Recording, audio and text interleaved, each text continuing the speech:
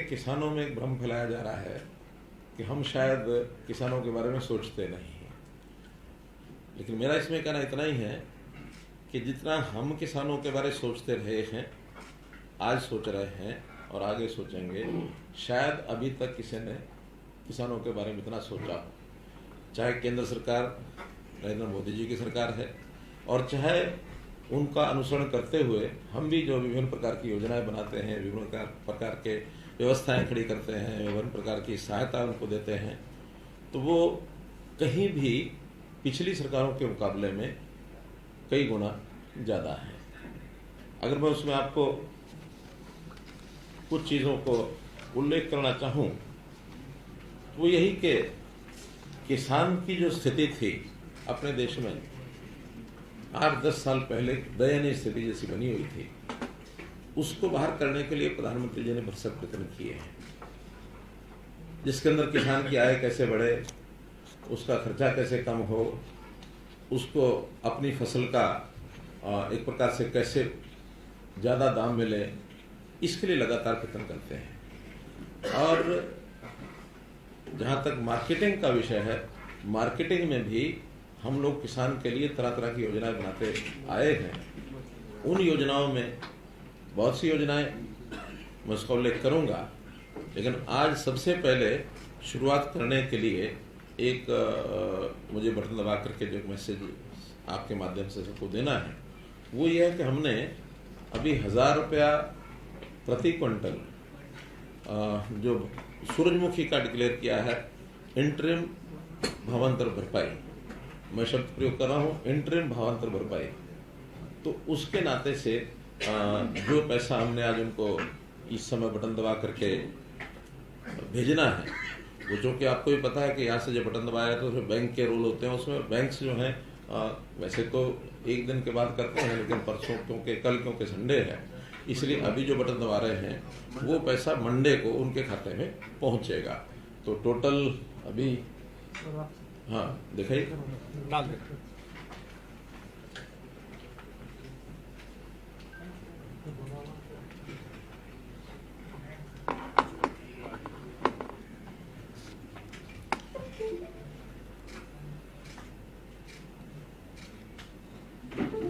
कुल 29,13,12,08,528 किसानों को, जिसमें 36,414 एकड़ ये सूरजमुखी है, और इसको अब जो उनको भेजा जा रहा है भावांतर भरपाई योजना का 1,000 रुपया प्रति क्विंटल, प्रति एकड़ 8 क्विंटल का एक एवरेज लेकर के उनको भेज रहे हैं।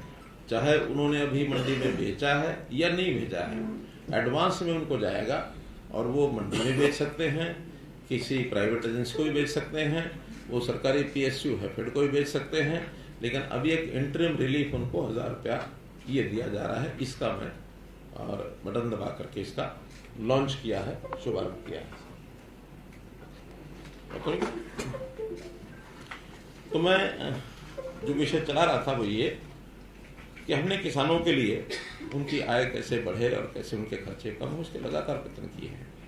और कुछ प्रावधान केंद्र सरकार की ओर से आए भी थे। वो एक चैप्टर ऐसा है जो आपको पता है, हमको पता है कि कैसे मार्केटिंग में लोगों को सुविधाजनक तरीके से अपने फसल को बेचने के लिए जो कुछ बंधन बने हुए हैं उनको हटा करके और मौका मिले सबको, ज़्यादा से ज़्यादा लोग खरीदार आए, ज़्यादा से ज़्यादा मंडियों में नई मंडियां भी खुले, उनके रेट्स कंपटीशन में आकर के और उसकी डिमांड बढ़े, कुछ प्राइवेट प्लेयर्स उसमें आए। लेकिन वो दुर्भाग्य से 3 कानून वाला जो विषय था उसमें कई चीज़ें थी और किसान हित में थी, लेकिन नहीं हो पाई। ठीक है, वो प्रधानमंत्री जी ने स्वयं कहा कि हम शायद उनको समझाने में कामयाब नहीं हुए, लेकिन अब जैसे जैसे ये कठिनाइयाँ आती हैं बीच बीच में, तो उनके ही कई लोग बोलते हैं कि कई चीज़ें उसमें जो अच्छी थी वो मिस हो गई। दोबारा से फिर कभी कोई विषय आएगा तो वो केंद्र सरकार अथवा किसानों के संगठन जो एक कमेटी बनी है उसमें विचार करके सोचते वो करेंगे। लेकिन उसके बाद जैसा पहला विषय कि केंद्र सरकार ने जिस प्रकार से हर वर्ष MSP को बढ़ाया है और पिछले 8-9 वर्षों में, केंद्र सरकार को 9 वर्ष हो गए चलते हुए, तो इन 9 वर्षों में कितना बड़ा परिवर्तन आया है उसके मैं आपको कुछ उदाहरण बताता हूँ। धान जो है 1360 और 1402 उसकी वैरायटीज हैं। आज उसका रेट 2200 रुपया के लगभग ये है 800 रुपये के 803 रुपये की वृद्धि उसमें हुई है। ऐसी ज्वार जो है वो 1530 और 50 के दो वैरायटी हैं, उसमें भी लगभग 3200 रुपया 1650 रुपया उसके अंदर बढ़ा करके, और ये अब जो 23-24 की जो अनाउंसमेंट हुई है, जो घोषणा हुई है। बाजरा जो 1250 रुपया था एकदम डबल, वो 2500 रुपया होने जा रहा है इस वर्ष का जो बाजरा है। रागी है 1550 से ये 3846, इसमें तो 150% वृद्धि हुई है। अरहर 4350 से 7000 रुपया, मूंग 4600 से 8500 रुपया, सूरजमुखी 3750 से 6760 रुपया, तिल 4600 से 8600 रुपया। ऐसे ही कपास भी लगभग 2900 रुपये की वृद्धि इसमें भी हुई है, जो दो वैरायटी हैं 3750 और 4050। मेरा कहना है कि हर एक चीज़ में इस प्रकार की वृद्धि पहले कभी नहीं हुई जितनी वृद्धि अब की जा रही है। इसमें एक बात स्पष्ट करना जरूरी है कि दो फसलें तो ऐसी हैं जो केंद्र सरकार एफसीआई के माध्यम से खरीदी जाती हैं, वो है धान और गेहूं। कपास जो है वो सीसीआई खरीदती है, और बाकी चीजें हैफेड के द्वारा हम स्टेट में खरीदते हैं, नेफेड के द्वारा केंद्र सरकार खरीदती है। आवश्यकता अनुसार जितनी आवश्यकता होती है वो खरीदी जाती है। और जब भी कोई चीज खरीदने में हमको कठिनाई आती है, और वो कठिनाई का एक विषय मैं सबको आपके माध्यम से सभी को ध्यान करना चाहता हूँ कि कई बार स्टेट को स्टेट ही खरीदती है, सेंटर नहीं खरीदता है, तो उसमें कठिनाई है। आसपास की स्टेट्स में रेट बहुत कम होता है, हम उसको रेट बढ़ा करके लेते हैं, तो जो आसपास की स्टेट्स का प्रोडक्ट है किसानों का, वो स्मगलिंग होकर के यहाँ आना शुरू होता है। हमने ये कठिनाई बाजरे में जब शुरू में ध्यान में आया, तो पहले वर्ष में हमको बाजरा जब सारा खरीदा और एमएसपी पर खरीदा, तो किसानों के माध्यम से जो उनके रिश्तेदार होते हैं या व्यापारियों के माध्यम से, आड़तियों के माध्यम से कोई ना कोई रास्ता निकाल करके और हरियाणा की मंडियों में वो सामान आके बिकने लगा। अब वहाँ तो 1200 रुपये का रेट, हम उसको 1900 या 2000 में खरीद रहे हैं, तो हमको लगभग उसका उस साल में 1000 करोड़ रुपया नुकसान हुआ जिन्होंने खरीदा। हमने उसमें से रास्ता ही निकाला कि हमारे पास एक मेरी फसल मेरा ब्यौरा में रजिस्टर्ड जो डाटा है किसानों का, कि उन्होंने ये भरा है, और भरने के बाद फिर उनको अगर हम पूरा खरीदेंगे तो वो कई प्रकार के विवाद आएंगे, सारी जनसियाँ आएगी, लेकिन रिकॉर्ड के हिसाब से उनको पर एकड़ पैसा जितना लॉस होता है वो लॉस हम देते हैं। बाजरा पहले साल 600 या 650 था, 650 पहले साल था, उससे पहले साल पूरा खरीदा, लेकिन अगले साल 650, उसके बाद 400 रुपये रेट थोड़ा ठीक हो गया, 400 रुपये भी, बल्कि 450, बल्कि लास्ट में तो जो 450 दे करके जो बाजार में बिका वो एमएसपी से भी ज्यादा हो गया। बहुत लोग तो थोड़ा सा रोक के चलते हैं, फिर काफी रेट आगे भी बढ़ता है। प्रारंभ में रेट कम होता है मंडियों में, बाद में कंपटीशन आ गया या जब अवेलेबिलिटी कम होती है, सरकार की एजेंसियां भी उसमें जाती हैं, तो रेट बढ़ते हैं। तो इसलिए कई बार एमएसपीज देने के बाद भी और ज्यादा लाभ भी किसान को हुआ है। अब हम तो केवल इसका गैप है, भावांतर का मतलब ये कि भाव का जो अंतर है, और वो कोई एक फिक्स नहीं हो सकता, उसमें कई बार तो अनुमान से ही निर्णय करना पड़ता है। ये सारा 2 वर्ष किया है। इस बार यही स्थिति आई है सूरजमुखी में। सूरजमुखी का जब हमने 1000 रुपया सोचा था, घोषणा थोड़ी लेट की, लेकिन जब सोचा था उस समय मार्केट में रेट 46-48 रुपया चल रहा था। इंपोर्ट ड्यूटी खत्म की पाम ऑयल के ऊपर, तो रेट एकदम डाउन आ गए, सरसों के भी रेट डाउन आए, सूरजमुखी के भी डाउन आए। तो वो 1000 तो हमने घोषणा किया, और वो भी हमने उसमें लिखा था कि इंटरिम एक प्रकार से सब्सिडी है, सब्सिडी नहीं, भावांतर भरपाई है। हम इसका विचार करके रेट को देखेंगे, और रेट फ्लक्चुएट होते रहते हैं, उस रेट के हिसाब से इसको आगे जो बढ़ाना होगा बढ़ाएंगे। रेट ज्यादा कम आया तो हैफेड की तरफ से एक प्रस्ताव आया कि हम इसको खरीद सकते हैं, क्योंकि हैफेड कमर्शियल परचेज करती है। हमने कहा ठीक है, आप खरीद सकते हैं, तो मैक्सिमम रेट जितना आप मार्केट में कम्पीट करने के लिए खरीद सकते हैं आप खरीदिए। उन्होंने सोचा कि 4800 रुपये हमारा कंपटीशन आ जाएगा, 4800 खरीदेंगे, 4800 और 1058 बनता है। लेकिन मेरा जो टीम के रूप में बैठे कि ये रेट 4800 से ऊपर जाएगा। कल ही शहबाद में 4850 बिका। जो ढेरियां 4800 रुपये खरीद रहे थे हैफेड के लोग, उनको नहीं मिली, बल्कि बाहर व्यापारी ने 4850 खरीदी। अब वो 4850 खरीदेंगे, स्वाभाविक है हैफेड जो खरीदना होगा तो 4900 में जाएगा। तो इस कंपटीशन में हमको लगता है कि रेट 5500 तक भी जाएगा। अगर ये 5500 जाता है, 1000 रुपये मानो उनको हम तो 65 हो जाता है, 64 की बजाय 65 ही हो जाता है। तो इसलिए हम चाहते हैं कि ये रेट 6400 के आसपास उनको मिले किसानों को। लेकिन आज निर्णय एकदम करने से बाजार रेट में कई बार कठिनाई आती है, हम इसके ऊपर नजर रखे हुए हैं और बहुत जल्दी जैसे ये रेट्स तय हो जाएंगे तो उस समय हम रिवाइज भी कर सकते हैं क्या भावांतर भरपाई। अब रेट तो मार्केट ने अपने आप करना, उसमें हमारा रोल ज्यादा नहीं है। हाँ, हैफेड उसको खरीदने में अपने जितनी क्वांटिटी उनको चाहिए वो खरीदने में आगे बढ़ेगी। हैफेड से जब हमारी बात हुई तो उन्होंने कहा कि हम लास्ट डे तक भी मार्केट में रहेंगे, किसी का भी किसी को शक ये हो कि शायद हम बीच में छोड़ के जाएंगे। हम खरीदने के लिए अपनी क्वांटिटी में 4800 तो आज खरीद रहे हैं, अगर कम मिलेगा हमें तो हम अपने रेट को यानी अपनी क्वांटिटी को पूरा करने के लिए इस रेट को जहां तक भी हमको मिलेगा वहां तक हम लेकर के जाएंगे। स्वाभाविक है जब मार्केट में रेट बढ़ता तो हैफेड को भी उसमें उसके अंदर एक कंपटीशन में इजीनेस हो जाती है, क्योंकि मार्केट उन्होंने बेचना है, उनका अपना सामान जो है चाहे वो तेल निकालेंगे उसका, चाहे उसमें घी बना के बेचेंगे, वो मार्केट में बिकता है, मार्केट के रेट के हिसाब से बिकता है। तो इस नाते से मैं इतना ही उसमें एश्योर कर सकता हूँ कि हम इसमें जो एमएसपी है वहां तक रेट ले जाने के लिए हमारा पूरा प्रयत्न है। लेकिन आज इस समय में कोई बात कहना वो हमारे लिए दोनों तरफ से हमको लगता है कि उचित नहीं है। हाँ, इसके ऊपर कुछ राजनीति करने वाले लोग राजनीति करते हैं, कुछ दबाव डालने के लिए भी संगठन लगे रहते हैं कि जो करना आज ही करो, जो करना आज ही करो। हमको समझाते हैं और कभी कभी तुमको समझ में आती है। जैसे हमारे जो संगठन जिन्होंने इसका मांग की थी तो पहले दिन तो यही बात आई थी कि ठीक है आप हैफेड को उतार दीजिए, 1000 रुपये आपने दे दिया, आप हैफेड को उतार दीजिए, रेट हमारा बढ़ जाएगा, बाकी ठीक हो जाएगा। हमने बात मान ली, लेकिन जब मान ली तो फिर कह दिए नहीं पहले पूरा घोषणा करो। तो घोषणा करने का जब भावांतर भरपाई दी जाती है तो घोषणा हम नहीं कर सकते, इस नाते से उस काम को किया। अब एक सज्जन तो हमारे अब राजनीति कहूंगा अपने इस्तीफे का भी बयान कर गए। मैं सोच रहा था कि भी वो इस्तीफा उनका, क्योंकि as chairman of sugarcane जो बोर्ड है उस नाते से इस्तीफा मेरे पास आना चाहिए या सरकार में किसी को मिलना चाहिए। वो हम ढूंढ ही रहे हैं, कहीं इस्तीफा हमें मिला नहीं है, कहाँ है। अगर आ गया तो सरकार देखिए आएगा तो उसके बाद फिर उनसे बात करेंगे ना। अब तक इस्तीफा है नहीं सर, ना किसी के पास, हमारे पास सरकार में किसी को आपने बात नहीं की भी है। नहीं, वो तो देखिए सामने वाला क्या सोच के कह रहा है ये उसकी अपनी बात है।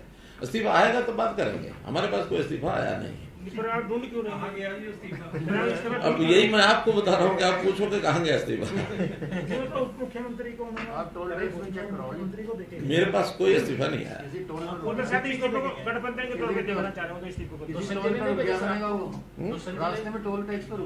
जहाँ भी। अच्छा, अभी आप कुछ और कहना चाह रहे हो?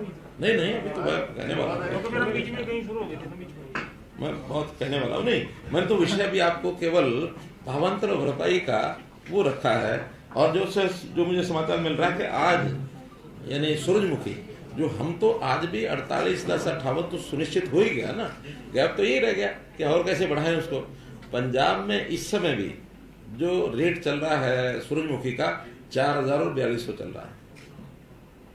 अभी हमको दूसरा भी इसमें खतरा लगता है कि ये 4000, 4200, 4800 तो इसलिए वो ले आएंगे कि जरूर उनके कुछ साथी जो हैं वहां से खरीद के 4800 में यहाँ बेचने की कोशिश करेंगे। हालांकि हैफेड ने भी कंडीशन तो लगाई है कि जिसका रजिस्ट्रेशन होगा उसी का खरीदेंगे, लेकिन जी सेल परचेज में सरकार का रोल नहीं होता। वहाँ आड़ती भी, व्यापारी भी, उनके साथी भी, पंजाब के कई चीजें चलती हैं। तो वो विषय हैफेड का है, हमारा इतना नहीं है। हैफेड ने कम्पीट करना है बाजार में, हमने जिनका रजिस्टर्ड है उन्हीं को देना है। कुछ लोगों ने हमने 3 दिन के लिए उनके कहने पर रजिस्ट्रेशन खोला था, ये विषय भी आपको बता रहा हूं ताकि लोग ये बोलेंगे। तो 3 दिन में ही जो पहले 40, अभी तो हमने कितना एकड़ दिया हमने 36,000, तो लगभग 2-3,000 एकड़ और भी इसमें निकलेगा जो पहले का हुआ हुआ किन्हीं कारणों से, टेक्निकल कारणों से रुका होगा। लेकिन 40,000 एकड़ का रजिस्ट्रेशन हमारा पहले हुआ था। हमने सोचा कि भाई चलो जो लोग रह गए होंगे 2% रह भी गए हों तो 2 दिन के लिए 3 दिन के लिए खोलते हैं, और खोलने के बाद उनको मौका मिल जाएगा, किसी गलती के कारण से रह गया होगा बाद में उसका मिलान करेंगे। लेकिन उन्हीं 3 दिनों में कितना 16,000 17,000 कुछ एकड़, 17,000 एकड़ और एडिशनल लोगों ने रजिस्टर कर दिया। और उसमें से ऐसे खेतों का भी रजिस्टर कर दिया जहां पहले गेहूं बोया हुआ था। गेहूं 15 अप्रैल से पहले कटता नहीं है, और 15 मार्च यानी सूरजमुखी 15 मार्च से पहले बुआई होती है। अब उस 1 महीने में 2 फसलें तो नहीं थी वहां, तो आखिर उसको चेक करने के बाद उन्होंने 9,000 तो तुरंत काट लिया है, 6,000 की भी वेरिफिकेशन चल रही है। तो उस वेरिफिकेशन में एक्चुअल में अगर वो खेत 15 मार्च से पहले खाली था, क्योंकि आज तो कट चुका, सूरजमुखी भी कट चुकी, तब तो मानेंगे सूरजमुखी हो सकती है। लेकिन अगर 15 मार्च को वहाँ गेहूं है तो सूरजमुखी उन्होंने गलत डाली है। तो कुल मिलाकर के ये सारे झंझटबाजियां चलती रहती हैं। इसमें किसानों को समझाते भी हैं। किसान हमारे अपने लोग हैं, किसानों का अहित कोई भी ना कोई प्रदेश कर सकता ना केंद्र कर सकता। किसानों के प्रति हमारी सबकी सद्भावना भी है, मैं स्वयं भी किसान हूँ।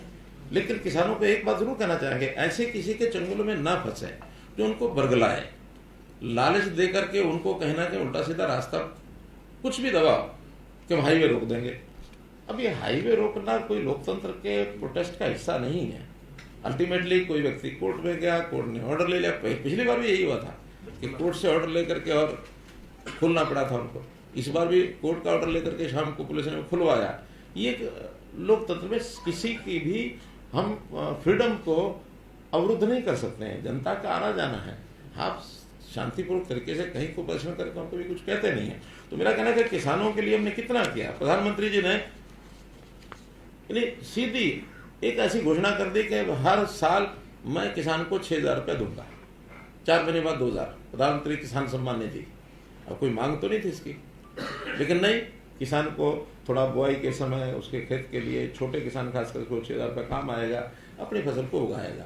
लोन देते हैं वो अलग, फसली लोन जाता है फसल बुआई के लिए, और उसमें भी 7% का जो इंटरेस्ट होता है, 3% केंद्र सरकार देती है, 4% स्टेट गवर्नमेंट देती है, भी करती है। 7% इंटरेस्ट, 0% इंटरेस्ट पर वो लोन मिलता है। हर तरह की सुविधा किसान को ऐसी दी जाती है।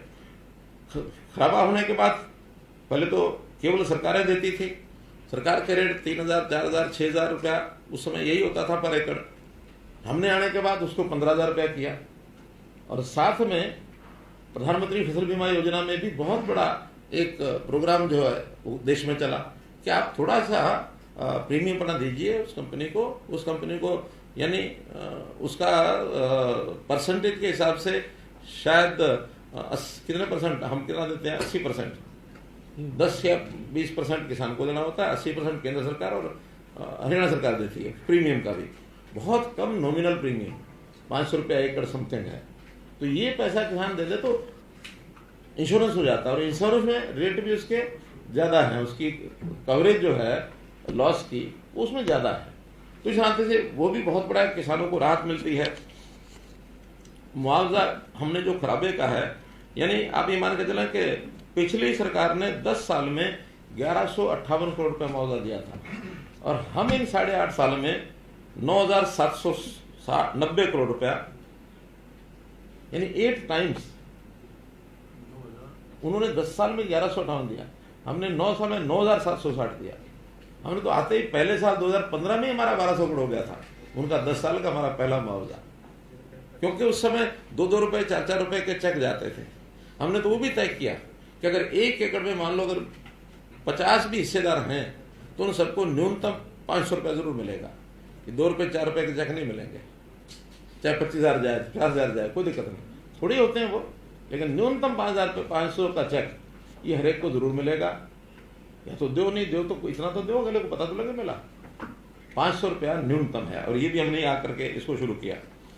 फिर जैसा हम देखते हैं फसल अवशेष, इस कार्यक्रम को मैंने शुरू किया। 1,000 रुपये एकड़ उसकी फसल का वो अवशेष केवल उठा करके कहीं भी बांध ले, गांठ बांधे, उसका उपयोग करे, किसी को बेच दे, हम उसके इकट्ठा करने का भी 1,000 रुपया एकड़ देते हैं। उसके डिस्पोज, जलाए नहीं, जलाएगा तो फिर नहीं, लेकिन उसको उपयोग करेगा तो 1,000 रुपये एकड़ उसकी सब्सिडी वो हम देंगे। हमने जो किसानों के लेन देन का स्टाम्प ड्यूटी 2,000 रुपये से ये 100 रुपया किया। मुख्यमंत्री किसान खेतीहर मजदूर जीवन सुरक्षा बीमा योजना में जैसे कि डेथ हो जाती है, 5 लाख रुपया था, उसको हमने 10 लाख रुपया किया कि भी ये भी उनको लाभ मिले। इसी प्रकार जो धान और कपास की जो मार्केट फीस 2% होती थी, उसको हमने 0.5% किया। हालांकि इसका किसान को इतना लाभ नहीं जितना व्यापारी को लाभ होता है, जो खरीदार होता है, क्योंकि खरीदार को देना होता है। फिर भी किसान को इनडायरेक्टली उसका लाभ तो होता है ना कि हाँ, खरीदार जो है आसानी से खरीदता है, उसको 1.5% कम होता है तो उसका रेट बढ़ाएगा। तो रेट तो अल्टीमेटली मार्केट रेट का, जो कहीं भी कोई खर्चा कम होता तो अल्टीमेटली जो सेलर होता है उसका रेट बढ़ता है, तो उसका भी किसान को लाभ होता है। ऐसे ही हमने बहुत सी ऐसी योजनाएं, सोलर पंप का मामला है, फिर भावांतर भरपाई मैंने आपको बता ही दिया है, एमएसपी भी, जहां कहीं हमको इसमें खतरा नहीं होता कि पड़ोस के प्रदेशों से कुछ स्मगलिंग होती है, उसकी एमएसपी पर हम खरीद करते भी हैं, ऐसा नहीं कि नहीं। जैसे हमने पिछले दिनों के अंदर जो 15-16 फसलें जो की हैं, उसमें मूंगफली हमने की, मूंग हमने किया है, बाजरा तो अब 2 साल से नहीं कर रहे हैं, तिल हम कर रहे हैं, कपास भी सीसीआई के माध्यम से जा रही है, वो सारी जाती है। सूरजमुखी का पहली बार हमने ये भावांतर किया, वरना ये भी पहले, और कभी सूरजमुखी बिकती नहीं, सरकार नहीं खरीदती थी, पिछले 5 साल से खरीदी जा रही है। विधान में है कि 1 साल आवाज उठी थी, मैं स्वयं शाहबाद मंडी में गया था और मंडी में जाकर देखा कि सूरजमुखी जो है वो बरसात भी आई थी उस दिन, तो दिखरी पड़ी है और वहाँ खरीदार कोई नहीं है। हमने कहा उस साल 25% खरीदी थी, अगले साल 50% खरीदी, तीसरे साल 100% खरीदी। लेकिन इस बार जब झगड़ा हुआ कि इसका जो पंजाब से स्मगलिंग बहुत हो सकता है, तो हम किसान को उतना ही पैसा देने के लिए तैयार है, लेकिन खरीद की बजाय हम उसका भावांतर भरपाई का ये हमारी योजना हमने बनाई है। इसका मुख्य कारण तो स्मगलिंग है कि हमने उसको एमएसपी पे नहीं खरीदा, मोटे रूप से, क्योंकि हमें लॉस ज्यादा होता है। वो बाजरे के संबंध में हम जैसे राजस्थान से स्मगलिंग हुई, उसका एक हमको जो अनुभव है वो ये है, और आज भी हम तो जो हमारे पास रजिस्टर्ड है उसको देंगे। ऐसे ही हमने पानी किसान को पूरा मिले, तेल तक हमने पानी पहुंचाया, पानी के जो प्रबंध किए हैं, कल भी मेरी बातचीत में आप लोगों ने सुना होगा, मैंने सारा विषय पानी का रखा। तो चलो खैर,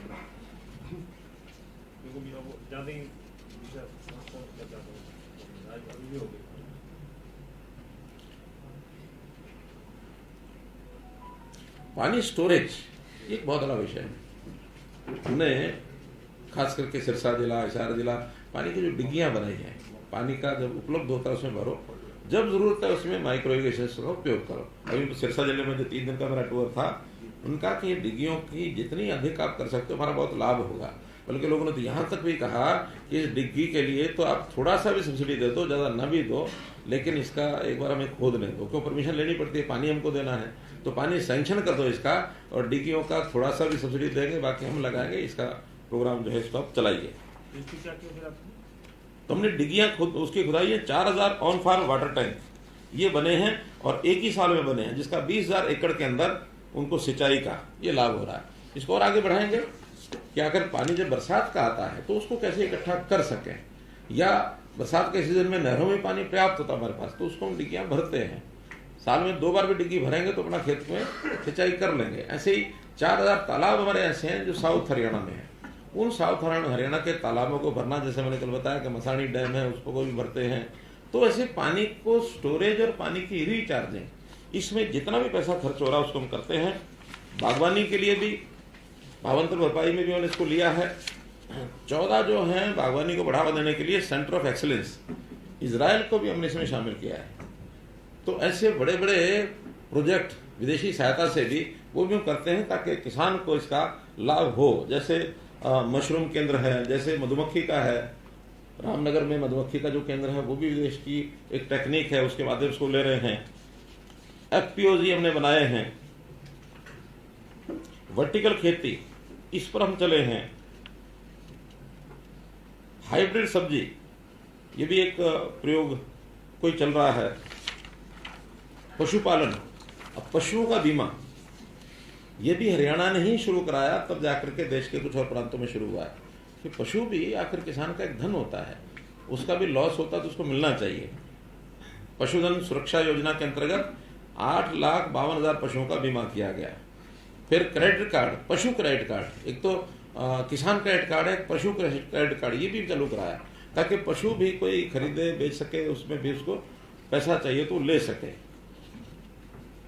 देसी गायों की जो डेयरी का भी हम जो सब्सिडी देते हैं, वो भी 83 करोड़ रुपया जा चुका है। दूध का 5 रुपए किलो लीटर का, ये भी पशुपालकों को इसका भी हम लाभ देते हैं। प्रगतिशील किसान, उनकी सम्मान योजना, और नए प्रगतिशील किसान कैसे बने, उनकी ट्रेनिंग का ये पैसा भी हम अलग से इन सबको देते हैं। कुल मिलाकर के जितनी भी योजनाएं हैं, ये चाहे हमारी सिंचाई की योजनाएं हैं, इन सिंचाई की योजनाओं में भी कुल अभी तक पिछले 5 साल में जो हम अनुदान और जो इन योजनाओं को सरल बनाने के लिए हमने जो खर्च किया है,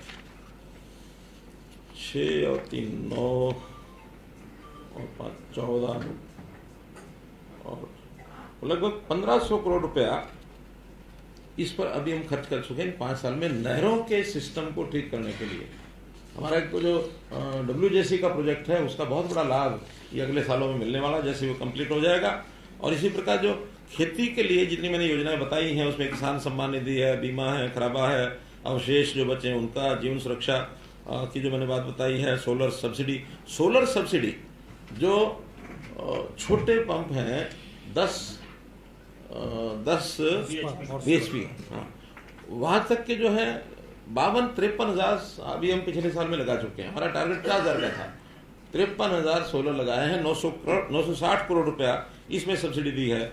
फिर मिकाडा मैंने बताया, कोल्ड स्टोरेज, मधुमक्खी, मशरूम, वर्टिकल खेती, पशुपालन, इन सब पर मिला करके पिछले 5 या ये शायद 8 सालों का भी कुछ है, कुछ 5 सालों का दिया है, अलग अलग करके है।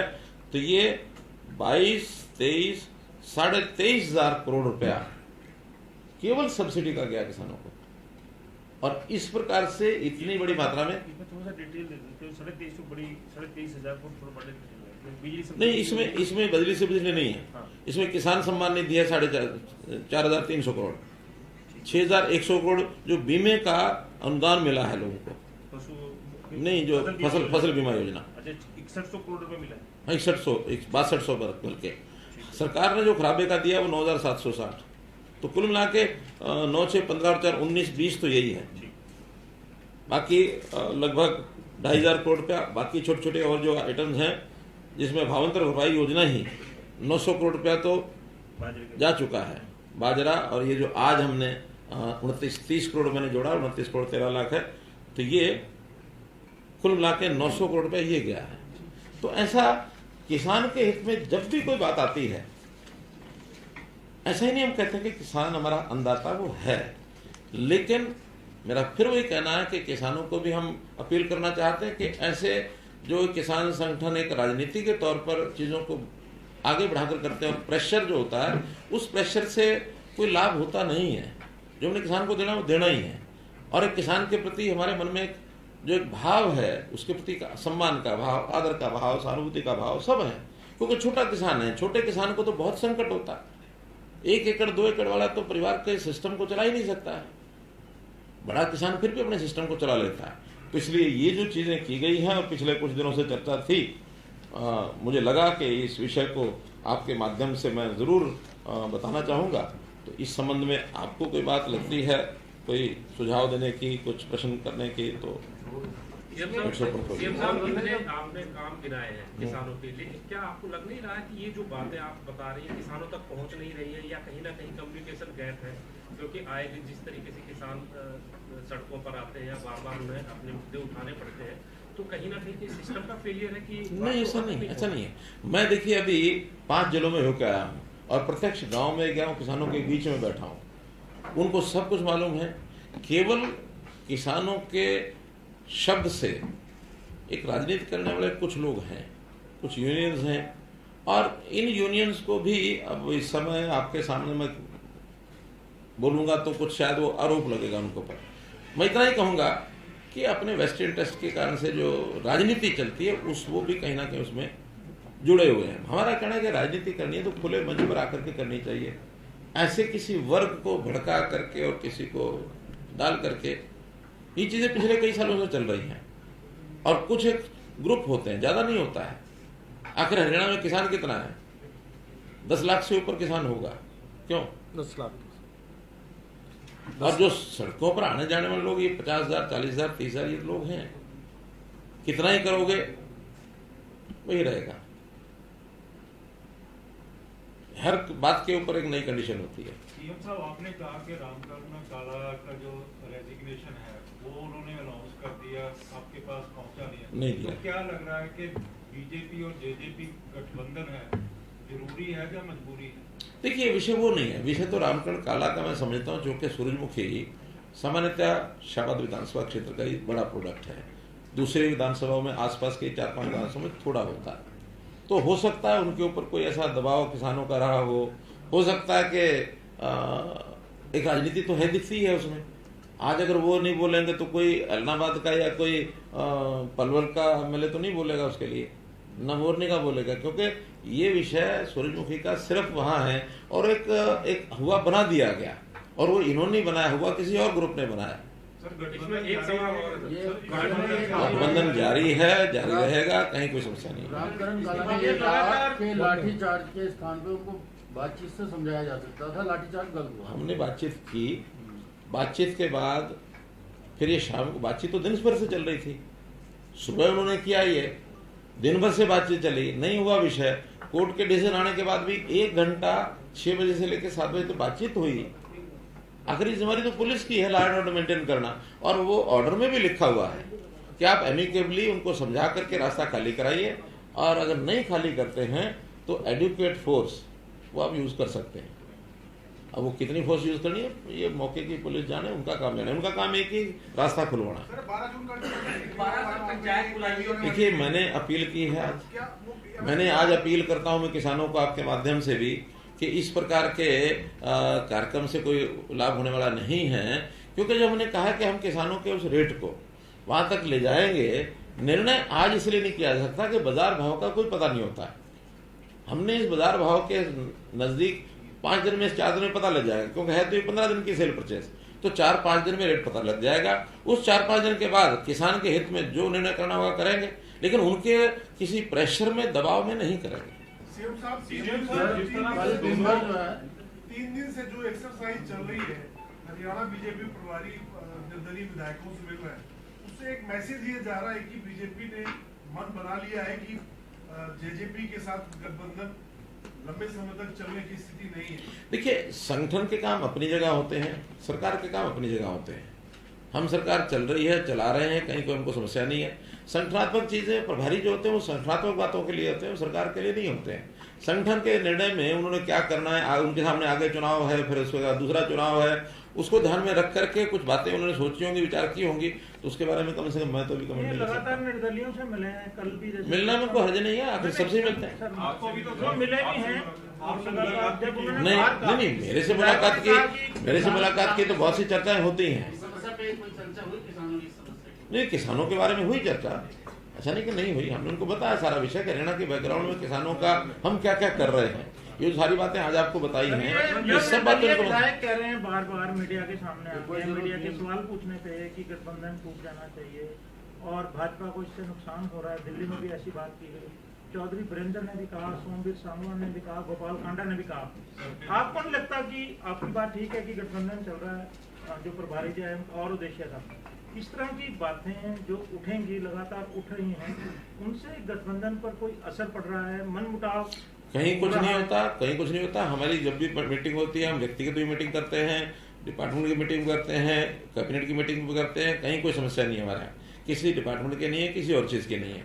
आगे की राजनीति के लिए संगठनों ने कहा, देखिए उनका हमारा जो गठबंधन, जैसे मैंने पहले भी कहा था कि वो पहले भी हमको चुनाव गठबंधन में थोड़ी लड़े थे, वो तो आवश्यकता, हमारी भी आवश्यकता कहे, उनकी भी आवश्यकता कहे, दोनों की आवश्यकता थी। जनहित में हमको ये सब करना था, हमने किया। इसमें जनता का हित पहली बात होती है, क्योंकि आखिर सरकार में मेजोरिटी एक अपने आप में सिद्धांत है, तो मेजोरिटी में कोई भी नहीं था। अब कोई नहीं था तो कुछ ना कुछ करके मेजोरिटी बनाने के लिए कोई एक अंडरस्टैंडिंग बनी है, उसमें इंडिपेंडेंट भी हमारे साथ हैं, जेजेपी भी हमारे साथ है। हम संख्या में कुल मिलाकर के 58-59 लोग हैं। केवल अगर 31, अब तो 30 हो गए, 30 कांग्रेस के और एक आईएलडी और एक है एक बस, तो ये 32 लोग हैं जो 58 लोग तुम साथ ही है।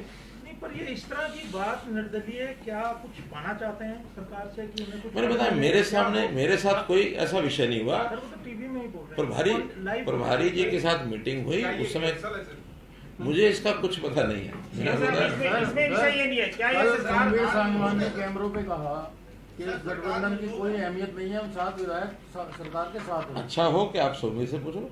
नहीं, आपको क्या पूछने का, उनसे पूछ लो। इशू ये है सर, गठबंधन की सरकार चल रही है आपको जनता के हित के लिए। अब बीजेपी जेजेपी सरकार जनता के हित में ही काम कर रही है, ये तो आगे की बातें चल रही है। अब आज की बात हो रही है, आज गठबंधन है, वो जनता के हित में ही चल रही है। विधायक का कहना है कि गठबंधन तोड़ते ही 25% एंटी इनकम्बेंसी सरकार गठबंधन की खत्म हो जाएगी। अब अनुमान सबके अपने अपने, बातें सबके आपका अनुमान बहुत बहुत धन्यवाद, बहुत बहुत धन्यवाद।